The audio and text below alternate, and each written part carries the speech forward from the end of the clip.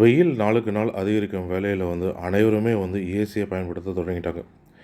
AC இல்லாத வீட்டில் கூட குறைந்தபட்சம் 1 டன் ஏசியாவது வாங்கிடலாம் அப்படின்னு வாங்கியும் போட்டுறாங்க. நிறைய பேர் கடனை வாங்கியோ இஎம்ஐ மூலமாகவோ ஏசியை வாங்கிடுறாங்க.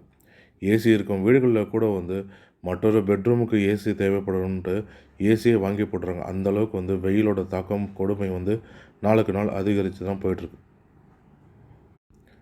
வெயிலோட கொடுமையிலிருந்து தப்பிக்கிறதுக்கு ஏசி ஒரு அத்தியாவசியமான பொருளாக மாறிடுச்சு. ஏன்னா ஃபேன் போட்டாலுமே எந்த அளவுக்குமே சில்லுன்னு காற்று வரல, சூடாக தான் வருது.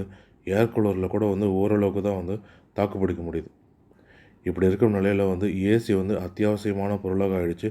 நைட்டு மட்டும் இல்லாமல் தற்போது இருக்கும் சூழ்நிலைகளில் பகல்லையுமே ஓட்டவும் தொடங்கிட்டோம்.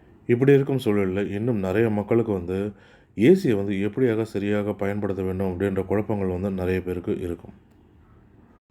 அப்படி இருக்கிற குழப்பங்களில் எல்லோருக்கும் இருக்கும் பொதுவான குழப்பம் ஒன்று தான் ஏசியை பயன்படுத்தும் பொழுது அந்த அறையில் சீலிங் ஃபேனோ அல்லது டேபிள் ஃபேனோ பயன்படுத்தலாமா, பயன்படுத்தக்கூடாதா, பயன்படுத்தினால ஏதாவது தீமைகள் ஏற்படுமா, அப்படி பயன்படுத்தினா நம்மளுக்கு ஏதாவது நன்மை கிடைக்குமா அப்படின்ற குழப்பங்கள் தற்போது வரைக்கும் நிறைய மக்கள்கிட்ட இருக்கும். பெரும்பாலானோர் ஏசியை பயன்படுத்தும் பொழுது சீலிங் ஃபேனை பயன்படுத்தக்கூடாது. அப்படி சீலிங் ஃபேனை பயன்படுத்தினா சீலிங் ஃபேன் பழுதடைந்துடும், ரிப்பேர் ஆகிடும்னு நிறைய பேர் சொல்வது உண்மைதான்.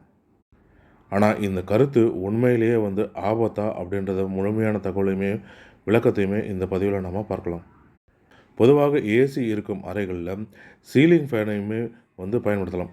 சீலிங் ஃபேனையும் ஏசியும் ரெண்டாகவும் பயன்படுத்தும் பொழுது அது பெரிய தவறு ஒன்றும் இல்லை. ஆனால் இதில் சில நன்மைகளும் இருக்குது, தீமைகளும் இருக்குது. இரவு நேரங்களில் ஏசி மற்றும் சீலிங் ஃபேன் ரெண்டையுமே ஒன்றாக பயன்படுத்தும் போது ஒரு வகையில் நம்மளுக்கு நன்மையை அளிக்கும். ஏசியை பயன்படுத்தும் பொழுது மிதமான ஸ்பீடில் சீலிங் ஃபேனை பயன்படுத்தும் பொழுது அதில் ஏசியிலிருந்து வர சில்லுன்ற காற்று அறை முழுக்க மூளை முழுக்க அந்த சில்லுன்ற காற்று கொண்டு செல்ல உதவும். இதன் மூலமாக அறையில் இருக்கிற வெப்ப காற்று சுலபமாக வெளியேறும். இதன் மூலமாக நம்ம ஏசியை 18லையோ அல்லது 20 டிகிரிலையோ வைக்க வேண்டிய அவசியமும் இல்லை. 24 அல்லது 26ல் வைத்தாலே போதும் நம்மளுக்கு சில்லுன்ற காற்று வரும். ஏசியையும் சீலிங் ஃபேனையும் பயன்படுத்தும் பொழுது அல்லது ஏசியையும் டேபிள் ஃபேனையும் பயன்படுத்தும் பொழுது. ஏசியை பயன்படுத்தும் போது சீலிங் ஃபேனோ, டேபிள் ஃபேனோ, பெடஸ்டல் ஃபேனோ இதில் ஏதாவது ஒரு ஃபேனை நம்ம பயன்படுத்தும் பொழுது அறையில் இருக்கிற வெப்பம் கூடிய விரைவிலே வெளியேறும். அது மட்டும் இல்லாமல் அறையில் இருக்கிற வெப்பம் கூடிய விரைவிலே சில்லுன்னு அடையும்.